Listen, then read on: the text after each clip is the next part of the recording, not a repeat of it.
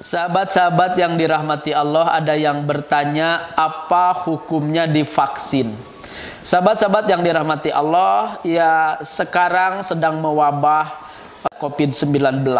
Tentu semua negara sekarang sedang berlomba-lomba untuk menciptakan vaksin, untuk memproduksi vaksin. Yang tidak bisa itu memburu ke sana kemari ke berbagai perusahaan farmasi, ya, vaksin itu untuk bisa mendapatkan vaksin.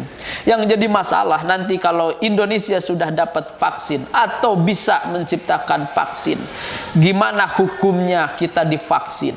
Sahabat-sahabat yang dirahmati Allah, para ulama memang berbeda pendapat. Ada yang mengatakan tidak boleh gitu karena mendahului takdir Allah. Toh kan vaksin itu bukan mengobati, penyakitnya belum ada gitu itu, tetapi sudah memasukkan zat sesuatu ke diri kita. Itu ada ulama yang tidak bolehkan vaksin. Tapi juga ya mayoritas ulama, jumhur ulama boleh-boleh saja. Toh di usul fikih jelas al aslu fi kulli syai'in mubahun hatta kana adalilu ala tahrimihi. Segala sesuatu itu hukum asalnya boleh kecuali ada dalil yang mengharamkannya. Enggak ada dalil yang mengharamkan vaksin. Hanya yang jadi persoalannya nanti ya, satu, vaksinnya harus dipastikan dari bahan yang halal, ya. Tidak ada zat-zat yang haram, misalnya dari babi kah, dari segala sesuatu yang nanti haram hukumnya. Yang nomor kedua, kita juga ya kalau ada yang bertanya, emang kita bisa mengetahui haram halalnya?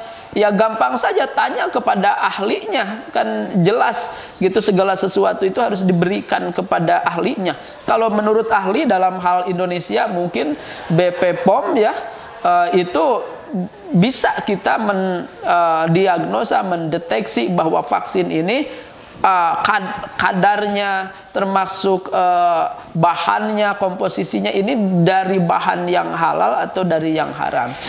Kalau halal itu jelas boleh kita langsung divaksin. Tapi kalau haram, tunggu dulu. Kalau haram, para ulama itu terbagi dua. Kalau sekiranya tidak ada lagi obat lain, tidak ada lagi vaksin lain, maka kenanya ke darurat. Walaupun bahan-bahannya haram, tetap masih bisa, kata ulama, sebagian ulama. Kenapa? Karena ad-daruratu tubihul mahdurat. Kemadorotan itu ya membolehkan sesuatu yang haram. Asalnya daging babi haram, tapi karena kelaparan akan mati kelaparan, boleh kita makan babi, daging babi gitu. Kalau darurat. Nah, tinggal darurat itu seperti apa? Darurat itu adalah sesuatu yang akan mengancam jiwa. Kalau soal sembuh mah ya, soal penyakit-penyakit ringan nggak bisa kena darurat, nggak bisa berobat dengan yang haram. Kalau penyakit ringan, penyakit sedang.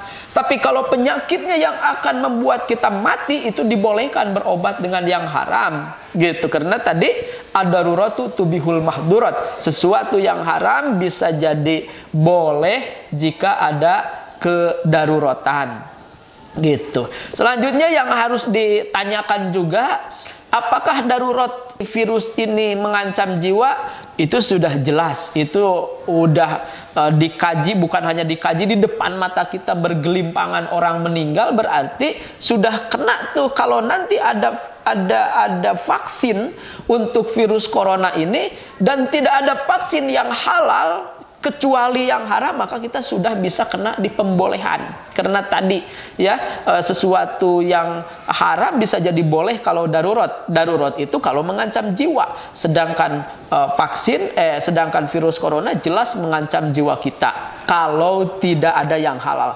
Tapi kalau ada yang halal, ternyata produk negara ini halal, produk negara ini haram, maka harus wajib memilih produk yang halal. Dan haram hukumnya mengkonsumsi atau kita divaksin lewat yang haram. Kenapa? Karena ada yang halal.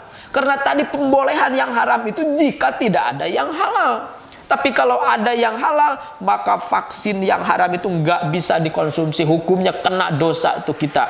Sama dengan mengkonsumsi yang haram aja, sama dengan makan daging anjing, daging babi saja tuh. Seperti itu kalau ada yang halal. Tapi kalau tidak ada yang halal, baru kena ke tadi keringanan. Ad-daruratu tubihul mahdurat, sesuatu yang haram jadi boleh karena kedaruratan. Itu saja barangkali, mudah-mudahan cepat segera ada vaksin, dan mudah-mudahan vaksinnya itu adalah vaksin dari bahan yang halal, dan kita semua secara ikhtiar mudah-mudahan bisa selamat dari virus ini. Terima kasih. Wallahu a'lam bishawab. Assalamualaikum warahmatullahi wabarakatuh.